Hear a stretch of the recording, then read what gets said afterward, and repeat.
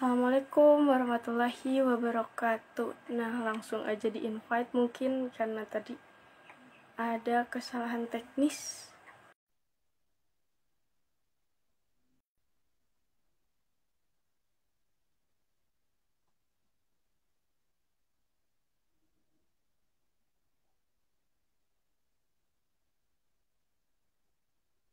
Izinkan, udah ada belum?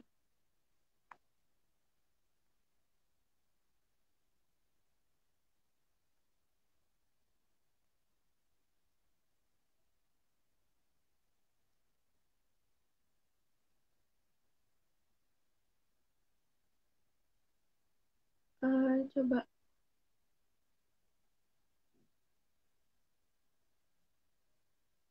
Belum ada permintaan dari Akang.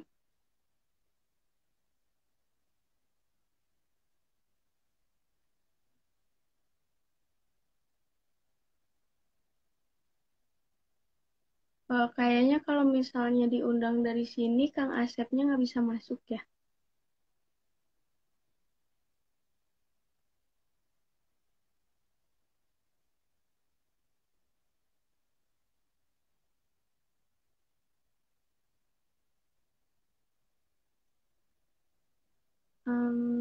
Coba mana ya? Nah,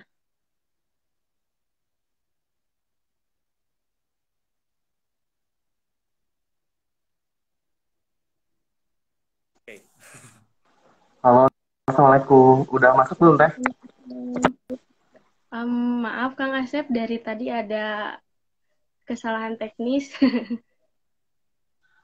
Saya minta maaf, Teh. Barusan kayaknya sinyalnya kurang bagus mungkin, Teh. Jadi Ya. baru bisa bergabung. Oke.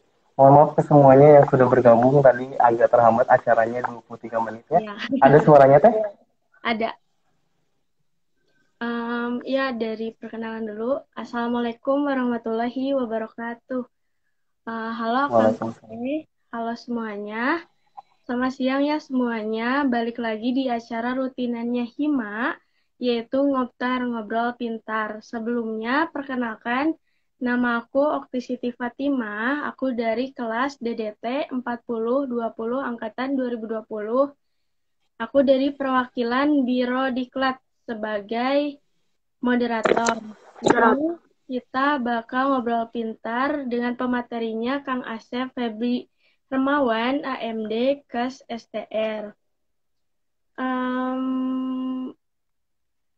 Di sini kita bakal live dengan tema peluang, tantangan, dan strategi lulusan RMIK di era sekarang. Ngomong-ngomong, gimana kabarnya Kang Asep hari ini? Alhamdulillah, Teh, sehat. Gimana kabarnya semuanya? Teman-teman mahasiswa, Teteh juga sebagai panitia. Terima kasih ya, Teh, sudah mengundang saya untuk bergabung di live kali ini, Teh. Semoga nanti bisa memberikan bareng-bareng belajar gitu, Teh. Alhamdulillah, amin. Semoga yang ada di sini juga dalam keadaan baik-baik aja. Kang Asep sekarang posisinya ada di mana? Di tempat kerja atau di rumah? Kebetulan sekarang lagi masih di tempat kerja, Teh, karena kan belum pulang, belum saatnya pulang. Kami pulang jam 14.30, Teh. Jadi sekarang masih ada di kantor, Teh. Langsung aja kita mulai acaranya. Izinkan Okti buat baca CV dari Kang Asep.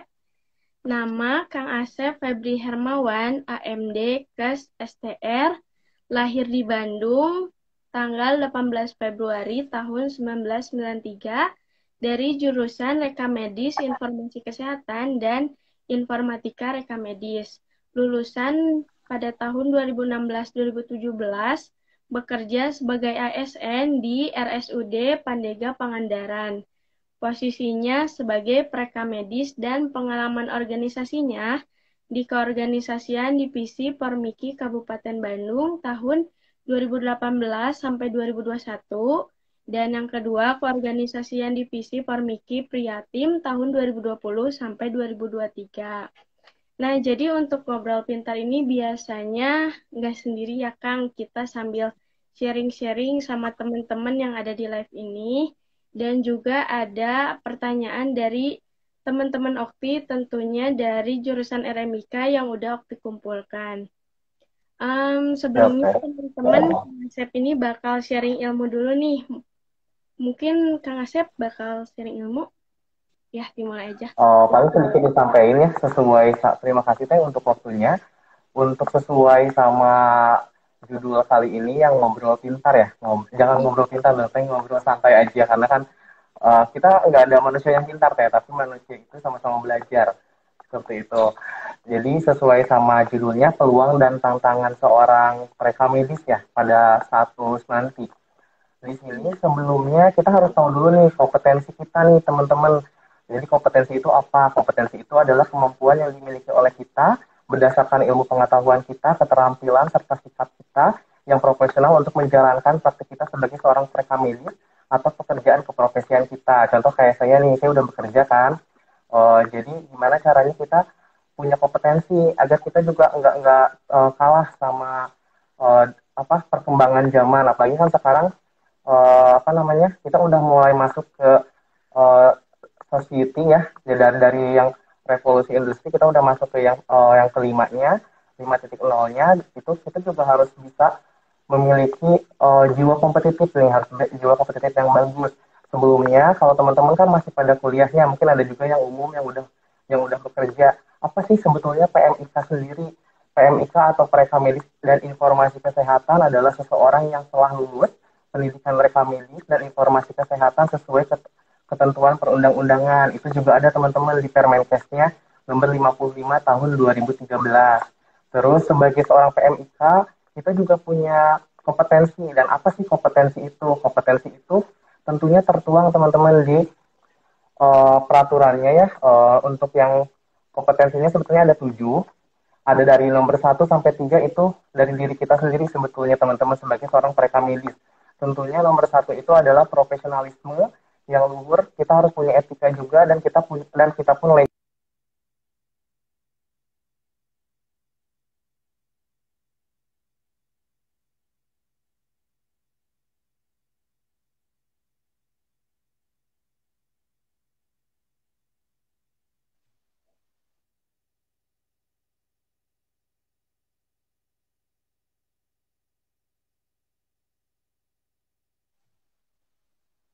Mungkin Kang Asepnya ada gangguan jaringan sedikit. Tunggu dulu ya. Ya, keluar. Kita tunggu lagi Kang Asepnya. Kang Asep boleh minta bergabung lagi? Nah,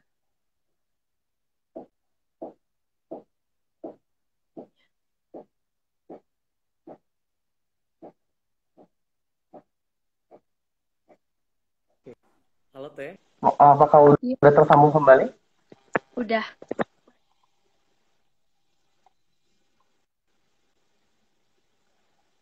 Ada suaranya nggak teh saya? Soalnya kalau di saya sinyalnya agak muter di tetehnya.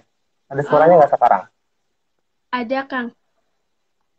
Alhamdulillah ada. Oke, kita lanjut ke yang tadi ya, yang kompetensi seorang mereka medis. Kita lanjut ke yang kedua, tadi tuh udah dijelaskan terkait profesionalisme yang luhur, etika, dan legal ya. Untuk legal tadi mungkin sekarang saya udah bekerja. Bekerja itu tidak hanya asal bekerja ya teh, kita pas mau lulus itu, setelah kita dinyatakan lulus itu kan kita sebelumnya mengikuti uji kom ya. Setelah uji kom itu untuk persyaratan juga untuk mendapatkan SPR. Kalau misalnya kita udah punya SPR, nanti kita bisa bekerja teh. Selain SPR juga pada saat kita udah bekerja di instansi, itu nanti teman-teman itu diwajibkan membuat SIK seperti pada kompetensi yang pertama harus legal karena agar ada kekuatan hukum teh dalam bekerja. Kemudian kita juga harus mawas diri dan pengembangan diri di mana contoh misalnya kayak saya lulus 2016 tidak menutup kemungkinan untuk saya harus selalu mengembangkan ilmu saya, harus mengupdate kembali ilmu-ilmu saya karena kan perkembangan zaman semakin maju ya teh. Iya, Pas waktu angkatan saya itu masih di revolusi 4.0, sekarang udah masuk ke 5.0. 5.0 itu kan sesuatu ya, itu jawaban dari solusi dari si revolusi industri yang 4.0 itu seperti itu. Kemudian untuk yang kompetensi yang ketiga yang wajib dimiliki oleh seorang mereka medis itu harus memiliki komunikasi yang efektif. Di mana menurut saya itu sangat terpakai teh komunikasi di mana pada saat kita bekerja jangan sampai ada salah penyampaian kata kepada contohnya pasien yang berobat ke rumah sakit. Kalau misalnya ada seorang mereka medis yang ditempatkan di unit pendaftaran salah menyampaikan dalam komunikasinya pada saat dengan pasien itu bisa fatal teh. Misalnya contoh kita bertanya nama tapi kita mendengarnya pada saat kita pada saat kita klikan di SIM-nya atau di rekam medisnya salah misalnya karena kita tidak ada saling komunikasi yang baik dengan pasien itu fatal sekali. Kemudian untuk yang kompetensi selanjutnya ada manajemen data dan informasi kesehatan itu tentunya harus sangat dimiliki oleh seorang mereka medis ya karena pada saat bekerja itu sudah pasti seluruh ilmu yang kita dapatkan pada saat di kampus tentunya itu harus bisa dilakukan dengan baik gitu. Iya betul diaplikasikan teh betul. Kemudian selain yang tadi ada yang kelima tentunya seorang mereka medis harus memiliki kompetensi keterampilan dalam kodifikasi penyakit. Mungkin semua teman-temannya udah pada biasa ya dan menurut saya pasti udah lebih pinter nih. Udah maaf ya untuk teteh sekarang udah semester berapa? Aku baru jalan semester 3, Kang. Oh, baru semester 3. Oke, semangat ya Teh ya. Ya, jadi untuk yang kodifikasi itu tentunya memang menjadi sebuah kompetensi mereka medis ya. Jangan sampai yang saya lihat sekarang-sekarang itu banyak sekali kompetensi kita dipegang oleh bukan kita gitu sebetulnya. Kita harus tahu itu salah kita ataukah memang apa gitu yang menjadi hambatannya. Nah, di sini sesuai dengan judulnya peluang dan tantangan itu berarti itu sebuah tantangan buat kita. Bagaimana pekerjaan itu harus kita yang mengerjakan, bukan berarti kita membuat pekerjaan orang lain menjadi hilang ya, tapi maksudnya setidaknya kita yang lebih paham daripada teman-teman yang sekarang sudah megang perkodingan tapi bukan dari kompetensi kita. Jadi kita jangan sampai kalah gitu. Yang selanjutnya itu ada aplikasi statistik, epidemiologi sama biomedik. Mungkin udah sering dengar juga ya teman-teman mahasiswa. Apalagi jujur saya juga nggak terlalu ngerti juga ilmu statistik. Padahal sekarang alhamdulillah saya juga ditempatinnya sebagai penanggung jawab pelaporan. Mungkin pada saat kuliah karena saya terlalu sering, saya nggak paham nih Borlostoy, saya nggak paham nih sensus. Tiba-tiba sekarang kerja mau ditempatinnya mendapat tanggung jawab tersebut seperti itu. Itu juga harus teman-teman kuasain karena kan apalagi sekarang sudah mulai data ya, data itu sebuah data rumah sakit itu data yang sangat jantungnya rumah sakit ya rekam medis itu. Jadi kalau bisa data yang teman-teman nanti kalau teman-teman udah bekerja itu harus betul, harus akurat. Jadi makanya dari sekarang pada saat kuliah harus betul-betul ya dicerna semuanya. Bukan berarti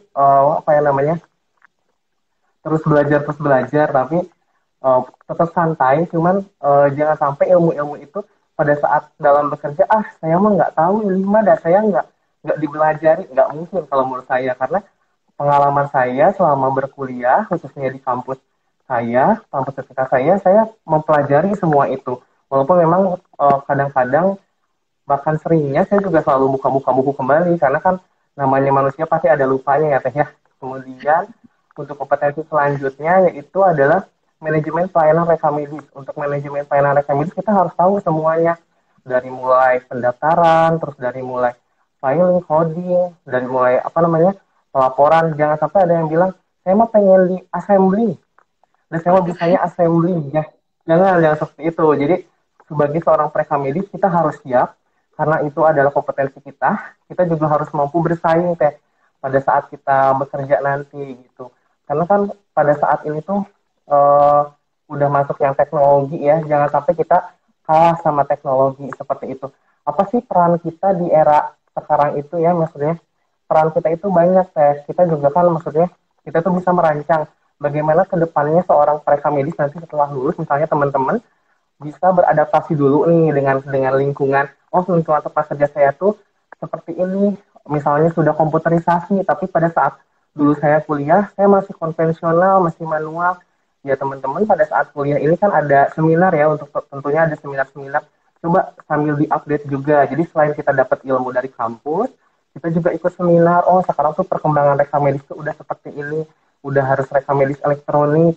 Jadi udah enggak lagi kertas-kertasan gitu, kayak enggak terlalu menumpuk kertas gitu. Nih kayak di belakang saya nih. Masih menumpuk kertas nih di belakang saya. Gitu. Tapi kita juga masih masih masih bertahap gitu ya. Jadi sedikit-sedikit sambil di kertasnya, sambil di rekam medis yang elektroniknya juga gitu. Terus apa lagi ya? Ayo tuh teman-teman, jadi jangan saya terus yang ngomong, barangkali ada yang langsung mau bertanya atau apa gitu. Jadi rekam medis itu kayak data, tapi kita tuh jangan miskin informasi gitu ya, Kang. Ya, betul. Jangan sampai karena big data, data besar, tapi kitanya sendiri yang miskin informasi gitu. Dan jangan sampai seperti itu. Karena kita adalah penanggung jawabnya. Kita sendiri yang harus tahu datanya gitu. Jangan sampai pada saat orang lain nanya data A, nggak tahu, bilang nggak tahu selalu gitu. Padahal kita sendiri loh yang punya kompetensi itu. Jangan sampai kompetensi kita jadi malu-maluin sendiri gitu teh. Masa sih dianya perekam medisnya, dia ini juga yang nggak tahu gitu sama si data-data yang ada di rumah sakitnya. Jangan sampai seperti itu gitu teh. Terus tadi yang Akang sebutin, ilmu tuh nggak datang dari kampus, bisa aja dari webinar atau dari platform lain yang bisa kita pelajari gitu ya, Kang. Iya betul. Terus untuk teman-teman nih ada kompetensi lain mungkin yang nanti teman-teman harus kuasai, yang mungkin saya sendiri juga masih perlu sangat belajar di era society ini, antara lain saya leadership. Teman-teman harus punya jiwa leadership, di mana kepemimpinan untuk mempersiapkan teman-teman sebagai mahasiswa dengan karakter yang kuat, khususnya di bidang kepemimpinan pada saat nanti teman-teman mau mulai bekerja ya, terjun di dunia mereka medis atau bekerja di kesehatan gitu. Terus teman-teman harus menguasai yang namanya language skill, di mana kemampuan berbahasa asing teman-teman, khususnya bahasa Inggris ya. Saya sendiri juga nggak pinter sih sebetulnya bahasa Inggris dan nggak ngerti-ngerti amat gitu. Cuman ya terus aja belajar. Terus karena sekarang udah mulai society, itu teman-teman harus pinter tentang IT, ya minimal tahu lah, jangan gaptek gitu. Karena kan Iya. nanti kalau teman-teman kerja tuh kan sekarang udah mulai komputerisasi ya. Masa mau buka SIM RS misalnya, aduh ini gimana ya caranya, pasien udah nunggu di depan kita, kita malah kegagapan, kita nggak ngerti kata yang tadi, kata yang saya pertama ucapin. Dulu kita belajarnya konvensional, masih manual. Ketika kita bekerja, kita harus siap dengan beradaptasi dengan lingkungan kita. Terakhir, mungkin teman-teman juga harus punya skill kegiatan menulis lah yang penting-penting. Kayak misalnya, teman-teman punya ide apa, punya gagasan apa, yang pemikiran apa, inovasi baru apa, untuk rekam medis ke depannya semakin bagus gitu. Tentunya contohnya misalnya di tempat kerja nanti teman-teman seperti itu. Iya, apalagi sekarang udah berkembang ya dari 4.0 sekarang jadi 5.0. Ya, Ya, betul sekali Teh. Itu kan lumayan PR sih sebetulnya buat kita semua, karena maksudnya jangan sampailah dengan adanya perubahan perkembangan itu kita sendiri tergerus oleh perkembangan itu gitu Teh.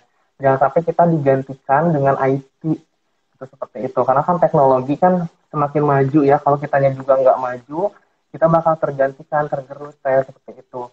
Ya minimal yang tadi kata saya, kita ngerti lah misalnya cara buka SIM RS, kita ngerti menganalisis datanya itu seperti ini gitu.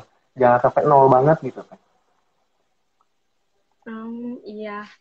Teman-teman di sini ada yang mau tanya sama Kang Asep atau gimana? Kalau ada, Okti, ada pertanyaan dari teman-teman Okti yang dari RMIK. Tadi Oh, em, bagaimana strategi rekam medis agar mampu menyesuaikan dengan perkembangan teknologi kini? Terus setelah lulus, bagaimana langkah pertama buat bisa langsung kerja di rumah sakit dengan sesuai jurusan? Biasanya langsung oke. mencari. Untuk tadi yang pertama, bagaimana strateginya pada saat sekarang ini di revolusi ini, ya tentu yang tadi yang saya ucapin, yang saya bilang kompetensi yang tentunya harus dimiliki, yang 7 kompetensi itu, yang 7 kompetensi sesuai Permenkes. Terus kemudian kompetensi lain yang teman-teman harus punya kompetensi terkait bahasa, terkait IT juga harus punya. Kenapa pada saat itu juga saya masuk ke IRM? Karena saya melihat perkembangan rekam medis udah mulai IT nih, gimana misalnya saya sendiri, misalkan nih teman-teman nanti kerja misalkan di puskesmas atau di paskes yang lain, ini masih sangat manual, gimana ya caranya untuk memudahkan pekerjaan kita. Tentunya kalau bisa nih teman-teman sendiri berkolaborasi dengan teman-teman IT atau teman-teman sendiri mungkin yang membuat sebuah inovasi baru seperti itu. Jangan sampai karena ada inovasi yang diciptakan oleh orang lain, kita yang udah nggak terpakai gitu.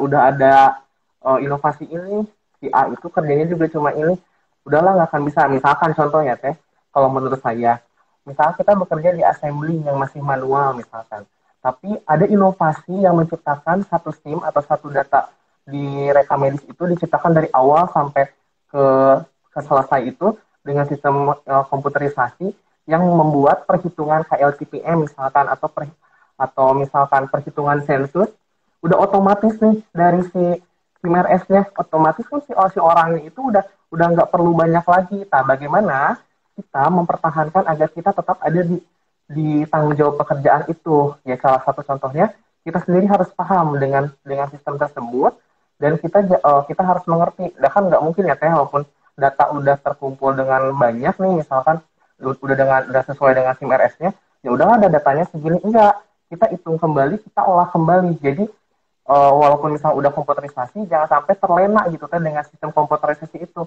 Kita juga harus tetap menyosokkan data tersebut dengan hitungan kita gitu loh teh. Misalkan contohnya kan kalau pasien itu kan misalkan suka ada yang pulang apa namanya atas permintaan sendirinya, misalkan kan kalau orang itu misalnya ada lupa atau gimana, kita harus pastiin teh data yang dari sistem sama data yang manual yang kita kumpulkan itu sama, tapi bukan berarti kita terus diam di data manual, kita juga harus mengikuti zaman juga gitu teh. Terus untuk yang selanjutnya tadi, yang kalau misalnya mau lulus ya, yang udah lulus gimana biar gampang kerja gitu atau gimana teh? Hal pertama buat bisa langsung kerja, terus apalagi kan kita PMIK tuh di rumah sakit ya, bisa nyesuaiin sama jurusan kita. Langkah pertama apa yang harus kita lakuin gitu. Kalau menurut saya pribadi, kita kan ada PKL ya teh, ada PKL atau misalnya untuk yang kelas karyawan mungkin ada apa namanya tuh kayak rumah sakit yang berhitung data atau apa misalnya ya waktu itu waktu pas saya kan dulu saya juga bukan PKL tapi saya ke rumah sakit hanya penelitian aja gitu, nggak lama gitu. Yang pertama, kita bangun silaturahmi yang baik. Karena dengan silaturahmi, insya Allah itu mendekatkan rezeki kita. Misalkan contohnya nih, misalkan kayak Okti ya, betul ya? Tadi itu namanya. Kayak Betul. Okti misalkan PKL nih nanti di semester 5 ya, kalau nggak salah di semester 5, kayak Okti mulai PKL di rumah sakit A misalkan atau di paskes A misalnya tuh. Sebisa mungkin Teh Okti memberikan yang terbaik yang Teh Okti bisa, apa kompetensi yang Teh Okti bisa, jangan sampai kita disuruh, tapi kita sendiri yang harus inisiatif dan kita harus punya inovatif. Walaupun kita bukan karyawannya sendiri, nggak apa-apa, kita harus punya yang tadi di kompetensi komunikasi efektif. Kita harus berkomunikasi nih kalau kita punya inovasi, coba bilang ke kepala rekam medisnya, saya memang lagi PKL Bu, tapi dari misalkan judulnya apa, kalian harus punya inovasi yang memang mungkin belum ada di paskes tersebut. Kemudian teman-teman tuh kalau bisa apa namanya ya, jangan sampai melupakan jasa ibu bapak dosen teman-teman, karena yang saya rasa saya alhamdulillah sebelumnya saya emang udah bekerja sih, sebelum kuliah di Piksi juga saya udah bekerja, tapi alhamdulillah karena memang yang tadi kata saya silaturahmi itu nomor satu, alhamdulillah dosen-dosen itu menurut saya sebagai orang tua sangat-sangat baik sekali, karena saya dapat Kedua, pekerjaan itu informasi-informasinya contohnya dari Umi Sali, dari dulu tuh ada Ibu Sinta seperti itu. Karena kalau misalnya ya pokoknya untuk bisa mendapatkan pekerjaan lebih cepat menurut saya adalah silaturahmi. Jaga silaturahmi, jangan sampai kita membuat nama jelek kampus kita ataupun teman-teman yang lain yang mungkin bergabung dari kampus lain, jangan sampai kita membuat nama jelek kampus kita pada saat kita PKL. Karena itu adalah langkah pertama kita.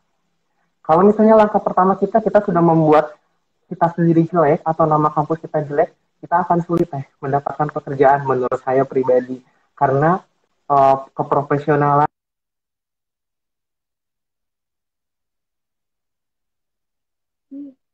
Yang Asepnya muter.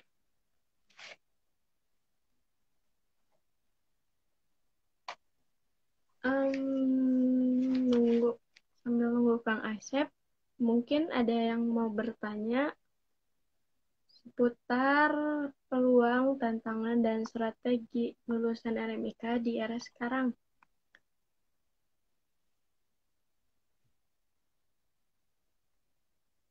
Kang Asepnya mungkin diringannya kita tunggu Kang Asep ya.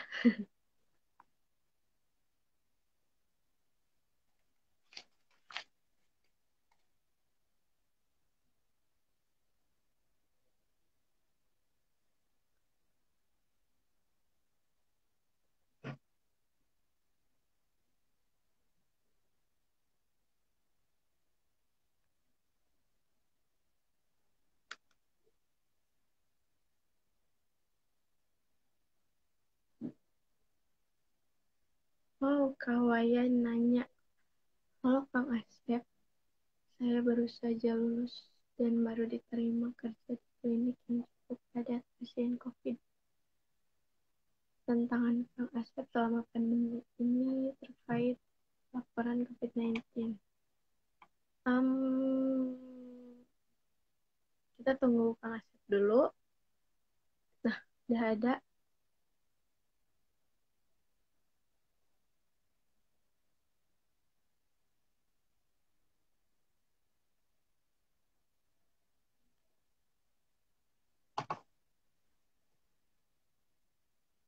Boleh minta gabung lagi, Kang Asep?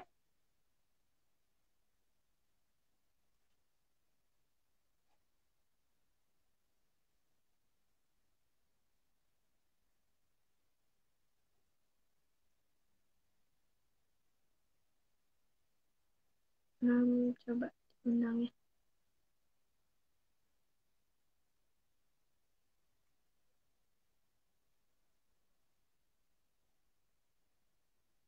Mungkin Kang Asepnya bisa minta live bareng. Nah,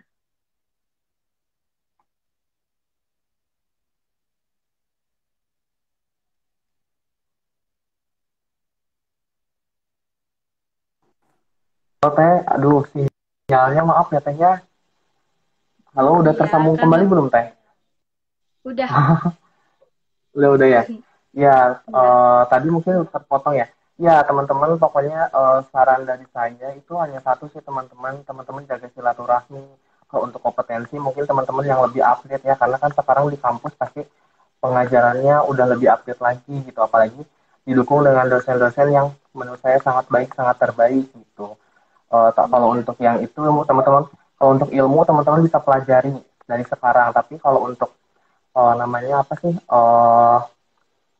Attitude-nya teman-teman tolong dijaga, terus apa silaturahmi, etika semuanya itu yang menurut saya paling penting karena semua itu yang nanti bakal mendatangkan rezeki buat teman-teman. Kalau menurut saya sih iya, pasti sih kalau kitanya pertama punya attitude yang baik, kita juga profesional walaupun pada saat PKL insya Allah itu mendatangkan peluang kerja buat kita nantinya seperti itu teh. iya. Di sini ada yang nanya tadi Kang Asep. Halo Kang Asep, saya baru saja lulus dan baru diterima kerja di klinik yang cukup padat pasien COVID. Menurut Kang Asep, Hmm. apa tantangan Akang selama pandemi ini terkait pelaporan COVID-19-nya? Terima kasih. Oke, sebelumnya selamat untuk yang tadi baru diterima kerja, alhamdulillah ya. Berarti udah dapat rezekinya nih. Kalau untuk tantangan nih yang saya rasa karena kebetulan saya juga di pelaporan juga pegang pelaporan COVID, tantangannya sebagai pereka medis pertama nggak ngeluh ya, cuman memang pasti akan lebih capek. Terus kita juga kan nggak diajari nih sistemnya di kampus belum. Kalau pas zaman saya kurang tahu kalau zaman sekarang. Pas zaman saya nggak diajarin sih sistemnya seperti yang tadi saya bilang, bagaimana caranya kita cepat beradaptasi. Karena pada saat saya diberikan tugas ini, saya dipanggil ke atas, nanti bakal ada pelaporan COVID, saya baru dilihatin nih sistem ini, namanya RS Online, apalagi sekarang udah versi kedua, dari mulai versi pertama sampai versi kedua, itu lumayan cara belajarnya kalau menurut saya pribadi. Cara mengisinya sih memang terhitung mudah ya kalau menurut saya. Tapi apa namanya, kita harus bisa cepat beradaptasi karena sistemnya itu sistem yang harus on time 24 jam. Jangan sampai kita sebagai mereka medis karena kita yang punya data, jangan sampai salah data. Seperti Iya. itu. Kalau untuk lihat saya sih, sekarang saya setiap pagi sebelum pukul 8 saya sudah mulai pelaporan pasien. Mulai dari pasien yang masuk COVID, yang suspek, yang confirm, terus misalkan untuk pasien yang masuk ke ruangan yang non COVID juga saya lakukan seperti itu. Jadi untuk teman-teman nanti yang sekarang di masa COVID ditempatkan, baik itu di pelaporannya atau di klaimnya, teman-teman harus bisa update ilmu kembali dengan PMK yang terbaru. Karena kan banyak banget nih update yang harus ada resumenya, harus ada apanya, resumenya harus mengandung apa, misalkan contohnya seperti itu. Itu teman-teman harus ketahui, karena biasanya kalau teman-teman yang nggak update, itu nanti malah mengulang pekerjaan teman-teman sendiri gitu. Betul. Kalau untuk klaim COVID, kalau misalnya bertanya tadi terkait klaim COVID, kebetulan saya nggak pegang klaimnya, saya pegang pelaporannya. Jadi yang saya ketahui sih, yang saya lihat dari rekan kerja saya, itu dia banyak-banyak update ilmu. Kebetulan saya juga kemarin ikut Zoom-nya sih, banyak banget yang contohnya persyaratannya tuh kalau ventilatornya harus gimana, atau misalnya contoh yang pasien COVID yang bisa dinyatakan bisa terklaim itu seperti apa, itu teman-teman yang harus bisa lakukan karena kompetensinya teman-teman ada di 7 kompetensi itu yang tadi kayak gitu teh. Ini katanya input datanya banyak ya, Kang. Waktu saya magang, datanya banyak sekali yang diinput untuk satu pasien positif. Untuk sekarang, alhamdulillah yang diinput hanya jumlah teh. Kalau untuk yang data pribadi di rumah sakit, data intern yang buat pelaporan ke direktur mungkin lumayan ya, dari mulai data sosialnya, dari mulai apa namanya, dia tuh apa screeningnya misalnya dia dapatnya karena dapat COVID-nya itu dari mananya, itu dulu seperti itu. Bahkan di pelaporannya juga lengkap dari mulai NIK, nama, semuanya data sosial yang tadi saya sebutkan. Tapi alhamdulillah sekarang hanya nama aja teh, karena dari mulai September 2020 itu sudah mulai ke pelaporan COVID yang versi 2, itu kita hanya memasukkan jumlahnya saja, dari mulai jumlah pasiennya yang masuk, terus jumlah ketersediaan bednya, terus jumlah nakes yang terpapar, jumlah oksigen yang terpakai. Jadi harus terus terupdate. Apa yang tadinya saya bilang, kenapa harus terupdate? Karena kan dikhawatirkan teh kalau misalnya kita nggak update nih sebagai seorang tenaga medis dalam mengupdate data pelaporan COVID-nya, misalkan kalau oksigen habis bagaimana? Itu kan kita sendiri nanti yang apa namanya, gelagapan gitu. Aduh, kita yang salah nih, amit-amit misalkan pasiennya sampai kenapa kan kita yang salah, kita yang laporinnya masih oksigen masih ada banyak, misalnya 10 tabung atau berapa tabung, tapi kenyataannya di lapangan masih udah sedikit misalkan. Jangan sampai seperti itu. Kenapa kita harus terupdate itu seperti itu teh? Gitu. Terima kasih untuk pertanyaannya. Karena buat kesalahan sedikit bisa berujung fatal ya, Kang. Iya, betul seperti itu teh. Bahkan kita juga harus siap. Contoh misalnya, kalau saya nih pegangnya itu, kalau yang BPJS ya, kalau BPJS Kemenkes, kalau saya pegangnya itu yang asuransi teh sama si visumnya. Kebetulan kalau misalnya ada pasien COVID, itu kan harus ada yang belum dinyatakan COVID ya, misalkan di postmortem, itu saya harus siap ke rumah sakit. Jadi biar langsung pelaporan gitu teh, didata dulu sama saya, didata manual, Mbak. Baru besok pagi sebelum jam 8 pagi saya laporkan. Jadi setiap 24 jam kayak gitu. Jadi seluruh Indonesia juga tahu, oh di rumah sakit tempat saya bekerja ketersediaan ruangan berapa, misalkan pasien yang masuk berapa. Nanti otomatis terlihat sibornya seperti itu. Oh, lanjut ke pertanyaan kedua. Apakah peluang sebagai rekam medis akan berkurang kalau rekam medis manual diganti sama rekam medis elektronik? Kebetulan sekarang udah menuju elektronik ya, Kang. Ya, betul. Kalau menurut saya sih peluangnya nggak akan berkurang kalau teman-teman punya kompetensi dan skill, karena IT juga harus dijalankan sama kita, teknologi juga harus dijalankan sama kita, walaupun memang otomatis ya. Tapi kalau untuk selama ini sih di Rekamedis, walaupun yang saya rasa udah pakai SIM RS, misalnya contohnya, tetap kan kita yang masukin data ke SIM RS-nya. Nggak tiba-tiba datanya masuk ke SIM RS rumah sakit kita, terkecuali mungkin nanti ke depannya, mungkin ya, nanti ke depannya ada sistem barcode yang bisa langsung, oh datanya langsung masuk nih dari KTP kita langsung masuk.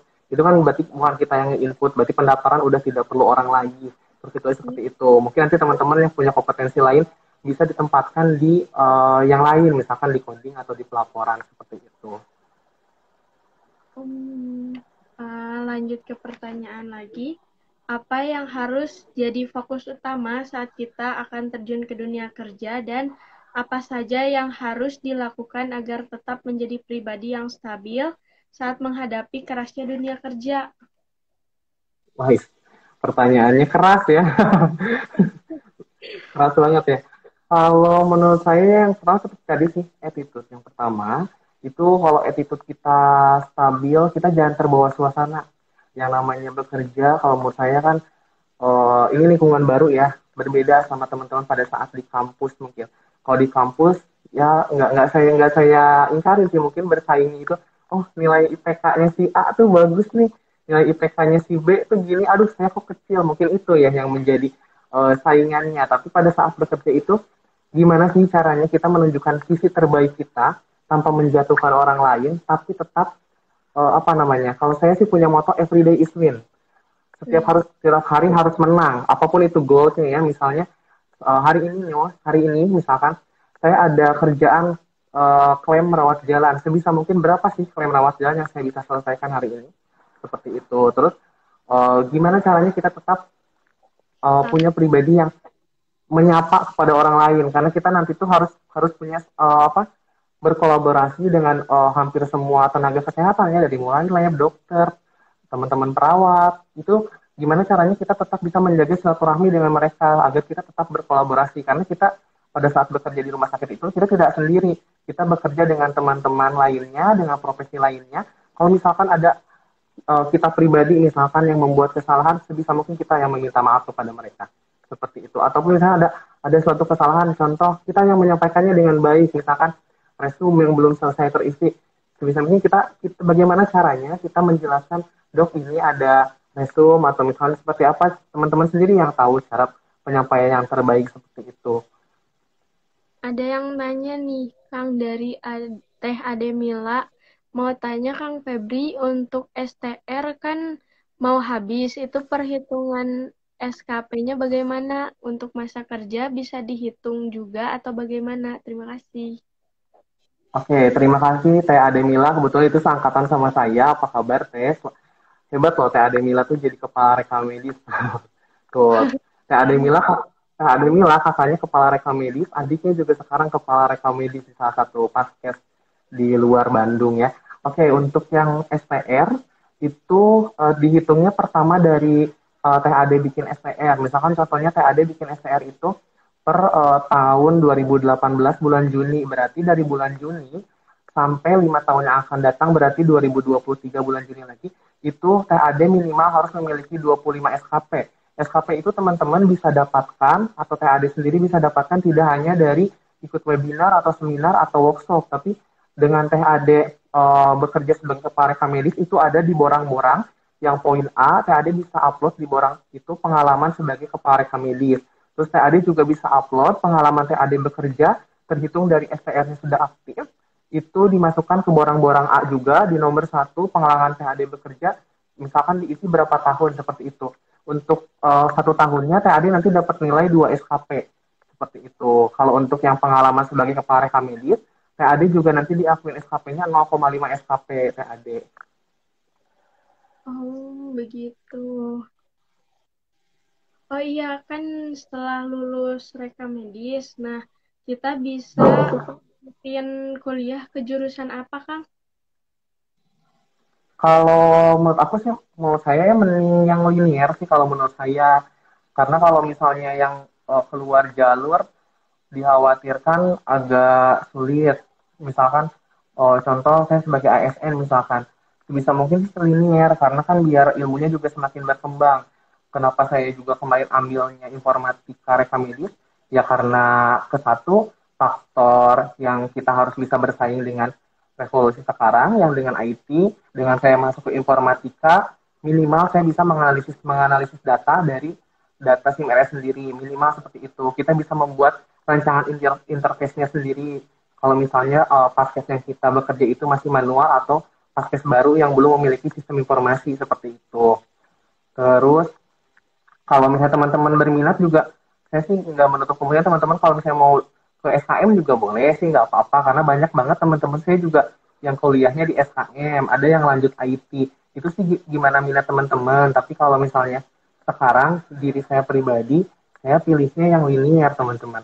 Kebetulan kalau misalnya ada S2 memang rekam medis dan di Indonesia, ya saya juga berminat sih sebetulnya. Karena saya harus update ilmu kembali rekam medisnya. Karena kan kalau saya sekarang, saya juga agak kurang update sih sebenarnya ilmu.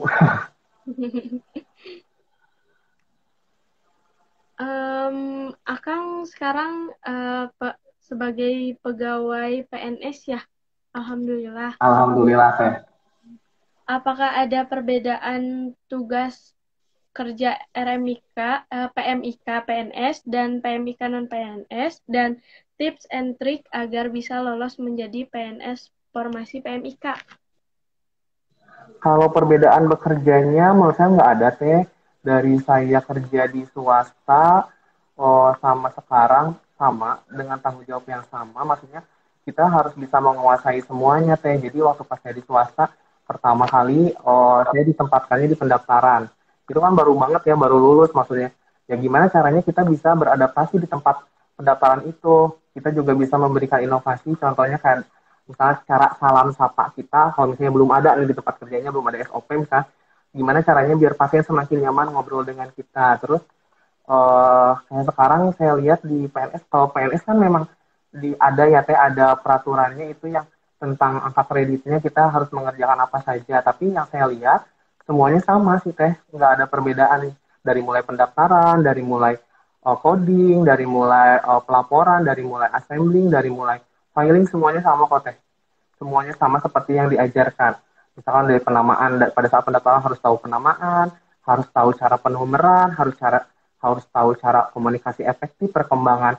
Contoh misalnya pasien BPJS perkembangannya seperti apa, terus kalau misalnya kita di filing enaknya tuh penyimpanannya seperti apa, apakah mau bukan penyimpanan penjajaran, misalnya mau stride atau mau misalnya yang lainnya, kita harus tahu seperti itu kelebihan dan kekurangannya masing-masing, kita sendiri yang menganalisa seperti itu teh. Berarti Kalau untuk tips dan trik ya, kenapa teh? untuk job listnya sama-sama mau bisa itu PNS atau non PNS itu sama-sama berarti ya job listnya. Kalau menurut saya sih selama ini sama sih teh. Yang saya kerjakan tidak jauh, bahkan bukan tidak jauh, sama persis malah. Saya ngoding di tempat yang lama, di sini saya ngoding kebetulan karena di pelaporan, jadi saya punya tanggung jawab codingnya hanya coding rawat jalan, sama codingnya seperti itu. Mungkin kalau pada saat pindah kerja aja, karena kan kita beberapa kepala lagi nih, punya ilmu lagi, kita sambil sharing ilmu juga sama yang lainnya. Di tempat kita yang sebelumnya kayak gini nih, misalkan cara codingnya di tempat yang teman-teman yang sekarang jadi teman kita di tempat kerja gimana, ya kita padukan gitu maksudnya, tapi sesuai dengan itu coding, misalnya dengan kesesuaian coding dan coding BPJS juga kayak gitu teh. Selanjutnya tips and tricks agar bisa lolos menjadi formasi PNIK. Tips and trick ya, tips and triknya sih kalau menurut saya tetap belajar, cuman tetap dibawa santai. Kan kalau untuk proses penerimaan PNS itu tuh ada beberapa proses, ada tahap, ada administrasi. Sebisa mungkin teman-teman harus sesuai, karena harus sesuai etika, harus legal juga. Teman-teman harus udah punya SPR, biar nanti lulus administrasinya.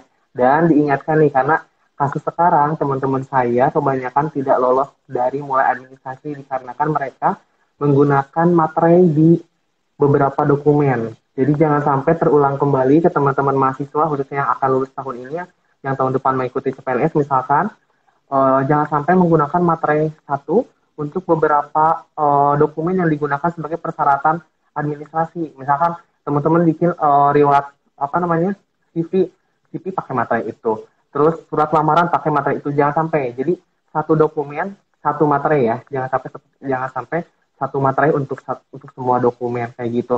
Kalau teman-teman udah lulus nih, udah lulus administrasi, tentunya teman-teman harus membaca kembali, mengulang kembali pelajaran-pelajaran SMA teman-teman kalau menurut saya. Contoh kayak misalnya keluarga negaraan, dari mulai Pancasila, dari mulai undang-undang, terus misalkan bahasa Inggris nih, waktu zaman saya kalau sekarang saya juga nggak rada kurang update juga. Untuk yang sekarang kalau dilihat sih kayak Indonesia masih ada ya sinonim antonim, mungkin teman-teman juga lebih tahu. Terus kayak misalkan contoh deret angka itu teman-teman harus tahu.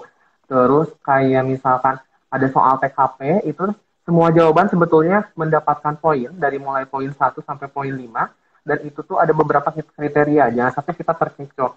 Ada misalnya kriteria integritas kita sebagai pekerja. Itu nanti bakal pilihannya sama. Ada yang poinnya 5, ada poinnya 4, ada poinnya yang 3 gitu. Kalau untuk TKP sendiri. Yang pasti sih teman-teman harus cermat sih kalau menurut saya pada saat memilih jawaban, pergunakan waktu sebaik mungkin.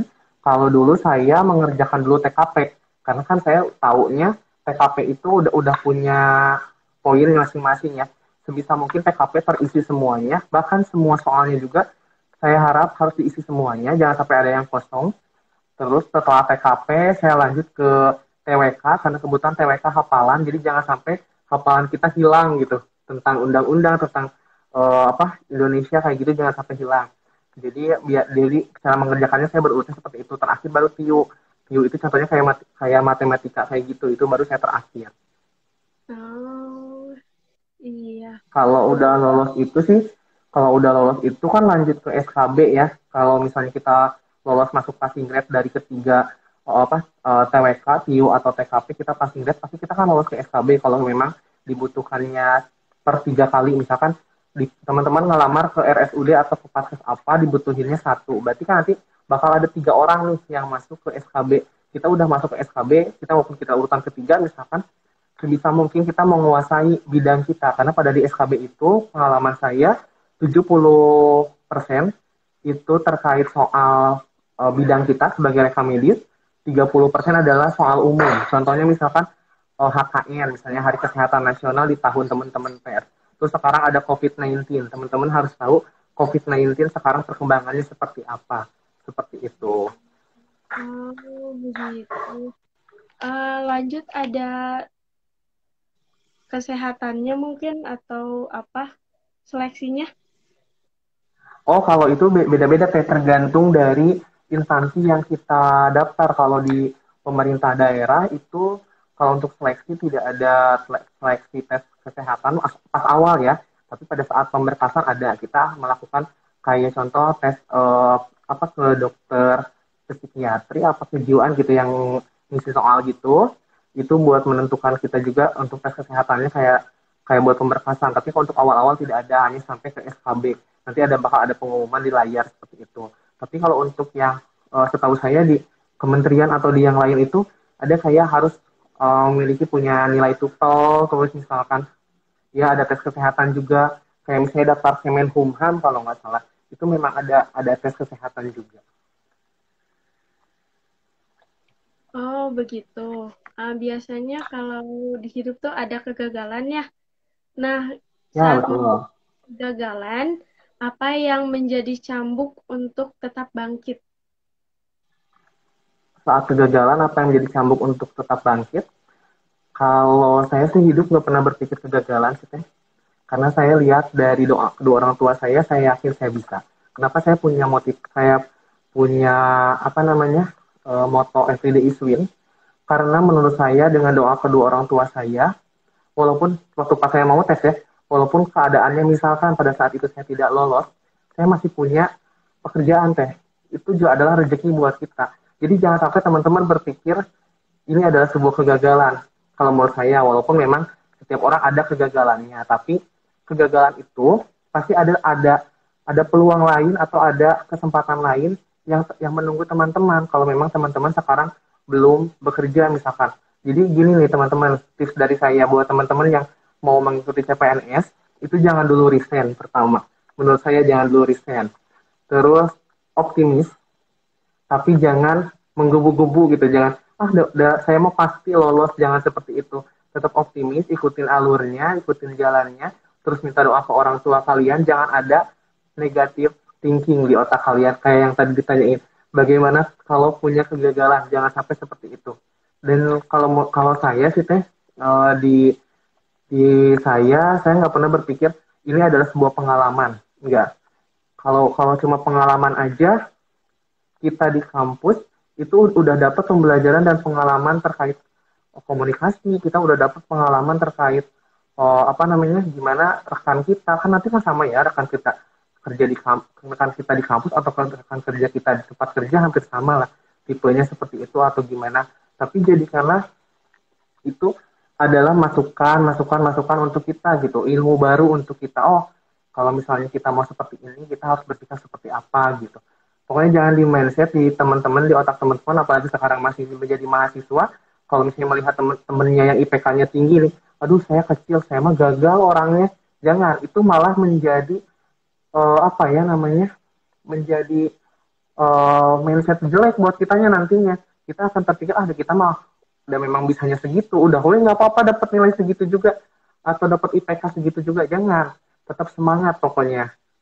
Bukan berarti IPK penentu segalanya ya, bukan berarti, tapi maksudnya kita juga jangan sampai kecewakan orang tua lah, apalagi misalkan kita kuliah masih dibiayain orang tua itu ingin kita yang terbaik gitu, maksudnya kita memberikan apa namanya apresiasi ke orang tua dengan prestasi kita, karena akan bangga sekali teman-teman apabila orang tua teman-teman ngedengar nama teman-teman diucapkan pada saat nanti teman-teman wisuda, misalkan atas nama Okti dengan misalkan peringkat 1 misalkan, atau Okti dengan IPK 3,8 misalkan, orang tuanya namanya siapa itu di depan halayak banyak teh.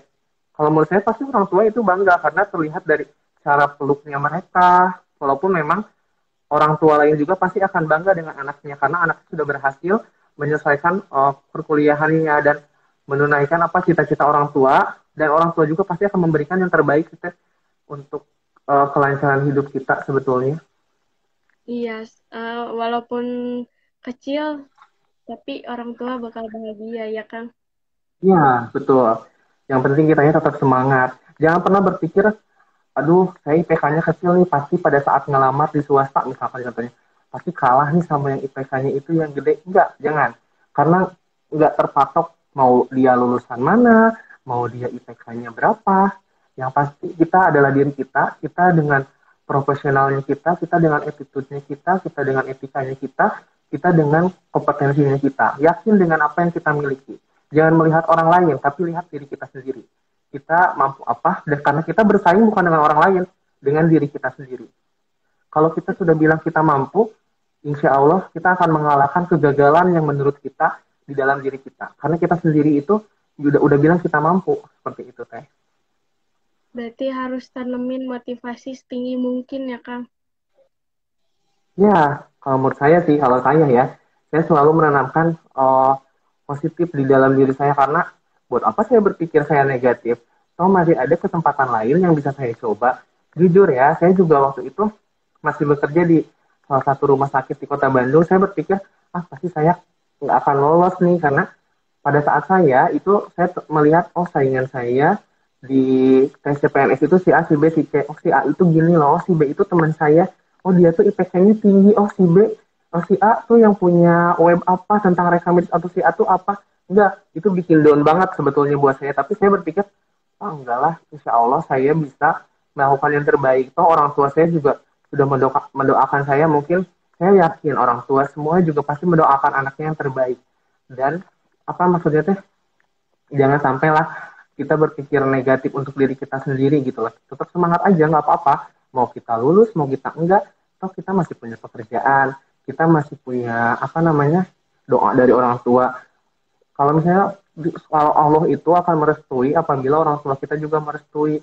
Jadi kita harus yakin kalau udah punya doa dari orang tua, apalagi dari mama, bapaknya, teman-teman, itu udah yakin walaupun nggak lolos, pasti setelah itu akan ada kesempatan lain seperti itu. Betul. Oh iya Kang, kan kalau misalnya di rumah sakit swasta itu biasanya tidak memperbolehkan karyawannya untuk ikut PNS. Nah, kalau misalnya ketahuan itu katanya dikeluarkan, ada berita seperti itu. Apakah itu betul atau bagaimana, Kang? Benar teh. Kalau kalau yang saya rasa sih mungkin kalau kitanya bisa apa? Kitanya punya etika, gimana cara penyampaiannya yang baik dan kita juga bisa apa namanya? Mengisi kekosongan pada saat kita pergi misalkan yang tadi saya sebutin kita harus punya etika gimana caranya kita menghadap ke atasan kita misalkan ke kepala rekam medis kita jelaskan kita akan mencoba mengikuti tes ini. Kita juga sebelumnya sudah ngobrol dulu misalkan sama teman rekan kita yang pada saat jadwal tersebut libur atau gimana bisa nggak isi dulu jadwal saya pada hari ini nanti kita yang gantikan misalkan saya juga dulu seperti itu. Saya datang ke kepala rekam medis saya izin dulu saya jelasin dulu saya bilang saya sangat uh, betah nih di tempat ini tapi saya ingin mencoba apa namanya mengikuti CPNS seperti itu saya juga tidak membuang atau tidak menutup-nutupi rezeki yang saya dapat karena ya dijelasin aja semuanya gitu ya pokoknya intinya kita sendiri sih yang harus punya etikanya bagaimana cara penyampaian yang baik nanti juga bakal mengerti kalau misalnya ujuk-ujuk atau tiba-tiba maafin tiba-tiba nih teman-teman pergi aja ikut tes CPNS dan pekerjaan teman-teman masih menumpuk tanpa ada yang nge-backup, ya itu salah teman-teman sendiri. Kalau misalnya mau apapun itu yang memang akan nantinya akan menghambat pekerjaan teman-teman tapi akan membuat teman-teman untung sebisa mungkin teman-teman bisa menyampaikan dulu ke atasan teman-teman dan ke rekan kerja teman-teman. Bagaimana caranya pada saat itu pekerjaan tetap jalan, kita pun tetap bisa mengikuti tes CPNS tersebut gitu. Tapi untuk kebijakan yang lainnya mungkin ya saya juga nggak bukan nggak pernah dengar sih pernah sih dengar yang seperti itu tapi kalau lihat dari teman-teman saya alhamdulillah sih teman-teman saya juga kebanyakan izin dulu ke atasannya gitu karena kan di sini juga sekarang di tempat saya misalkan contoh teman-teman yang mau pada ikut CPNS harus didata kita jujur aja kita mau ikut CPNS tapi bukan berarti kita sudah tidak betah di tempat kita gitu maksudnya jujur aja semua ungkapin aja kita mau mencoba apa namanya keberuntungan baru lah misalkan atau kayak gimana ya itu gimana kata-kata teman-teman kalau cara penyampaiannya seperti apa seperti itu sih teh insya Allah sih perusahaan juga akan mendukung karena yang saya rasa pada saya sekarang alhamdulillah tiga tempat kerja saya sebelumnya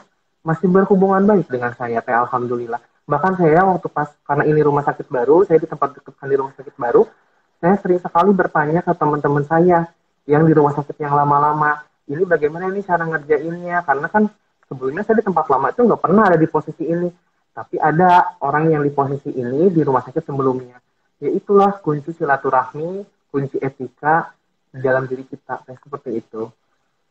Berarti kalau misalnya kita tarik kesimpulan dari awal, yang terpenting itu ada etika atau attitude, berkomunikasi Ya. dengan baik atau silaturahmi entah sama siapapun, dan yang paling terpenting itu doa dari kedua orang tua ya Kang.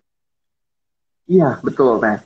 Langkah apapun yang kita ambil, jangan sampai lupa kita meminta doa kepada orang tua. Seperti itu. Kalau untuk yang kesempatan bekerja, saya yakin sih teman-teman sudah punya kompetensi, teman-teman apa namanya, sudah punya semangat. Teman-teman pergi dari rumah saja, mengirimkan lamaran ke tempat kerja yang teman-teman inginkan.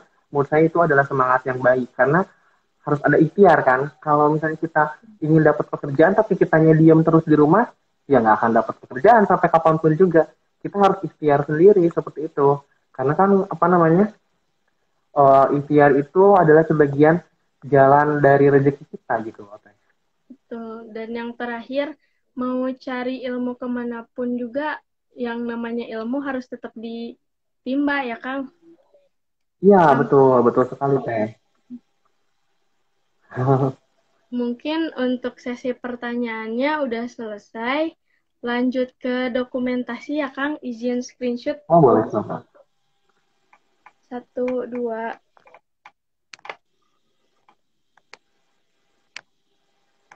Udah Kang. Ya teh. Oke kalau misalnya teman-teman mau Saya sekalian promosi boleh teh? Teman-teman di sini yang masih ikut gabung live, kalau misalnya baru lulus mau mau tahu informasi terkait perkembangan Formiki atau misalkan mau tahu apa namanya cara daftar itu, kebetulan saya punya channel YouTube di Febriansa Project. Jangan lupa like, subscribe, dan komen. Teman-teman di situ bisa bertanya terkait rekam medis atau terkait apapun seperti pada saat live sekarang. Itu insya Allah nanti saya jawab langsung. Di situ juga teman-teman bisa melihat beberapa video terkait bagaimana cara daftar menjadi anggota Formisi setelah lulus, bagaimana cara mengetahui kartunya seperti apa, dan yang lainnya. Karena untuk teman-teman Jawa Barat sekarang, sekalian informasi, sekarang kita punya aplikasi namanya DigiSecret. Tentunya itu sangat memudahkan teman-teman karena pada saat pandemi seperti sekarang, teman-teman tidak perlu datang lagi ke yang namanya kesekretariatan. Cukup dengan satu aplikasi DigiSecret, 3 kemudahan yang teman-teman dapat. Teman-teman bisa buka CPD online, teman-teman bisa mengajukan SPR juga di aplikasi DigiSecret tersebut gitu. Mau ya, nanti Kalau jangan lupa ya di subscribe buat cari informasi-informasi lagi seputar yang seperti ini. Ya Kang, berikut kami berikan sertifikat sebagai bentuk penghargaan atau apresiasi dari kami, Hima RMIK, kepada pemateri yaitu Kang Asep. Nah, ini Kang. wih, ya makasih. Ya oke, makasih untuk sertifikatnya. Ya, makasih juga ya Kang. Pada akhirnya kita sampai di penghujung acara. Terima kasih buat kalian, Akang, Teteh. Pokoknya terima kasih banyak buat semuanya yang udah nyempetin nonton live Ngobrol Pintar sampai ujung acara. Terkhususnya terima kasih kepada pemateri yaitu Kang Asep udah mau nyempetin waktunya buat berbagi ilmu. Nah, dan buat teman-teman yang ketinggalan, tenang aja ya, kita bakal save live-nya. Dan mohon maaf juga ya Kang Asep, bila saya sebagai moderator masih banyak kekurangan dan kesalahannya karena masih dalam tahap belajar juga. Oh iya, mungkin Kang Asep ada sepatah dua patah buat teman-teman yang ada di sini. Untuk yang pertama, untuk kampus Politeknik Visi Ganesha semoga semakin jaya. Terima kasih untuk seluruh ilmu yang telah diberikan kepada saya. Yang kedua juga terima kasih untuk Bapak, Ibu dosen, orang tua kedua saya yang bisa membuat saya ada di posisi sekarang. Terus untuk teman-teman mahasiswa, khususnya teman-teman Hima Medrek, terima kasih sudah mengundang saya walaupun dengan segala keterbatasan saya. Mohon maaf untuk segala apa yang saya sampaikan pada saat kesempatan kali ini. Kalau memang ada kekurangan, saya sangat meminta maaf. Apabila ada masukan, boleh langsung DM ke IG saya, ataupun ada pertanyaan juga boleh langsung DM ke IG saya. Insya Allah silaturahmi kita akan terus jalan. Terus yang saya banyak ucapin sih terima kasih sih untuk teman-teman semua karena sudah mengundang saya untuk mengisi live di kesempatan kali ini dengan sangat banyak keterbatasan saya terkait ilmu rekam medis. Seperti itu teh. Pokoknya semangat untuk semuanya. Teman-teman mahasiswa tetap semangat dalam kuliahnya. Untuk teman-teman yang sudah bekerja tetap semangat dalam bekerjanya. Kalau teman-teman sekarang lagi berjuang untuk mengikuti CPNS, saya doakan semoga yang terbaik yang teman-teman yang dapatkan.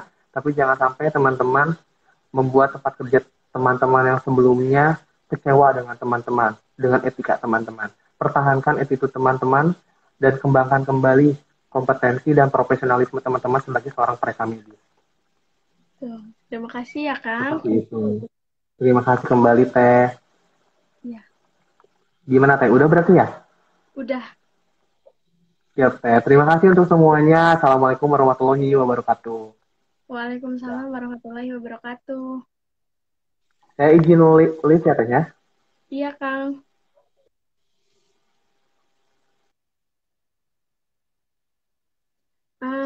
Buat teman-teman, terima kasih ya teman-teman. Semoga informasi dan ilmu yang tadi Kang Asep sampaikan bisa jadi motivasi dan ilmu yang bermanfaat. Dan mohon maaf bila saya sebagai moderator masih banyak kekurangan dan kesalahan dalam penyampaian, ya mungkin karena masih dalam tahap belajar. Jangan lupa ambil positifnya dan ikuti terus informasi dari Hima biar nggak ketinggalan. Contohnya kayak ngobrol pintar dan tentunya masih banyak acara dari Hima. Semangat terus jadi Preka Medis Indonesia. Saya Okti Siti Fatimah, izin undur diri. Terima kasih banyak. Wassalamualaikum warahmatullahi wabarakatuh.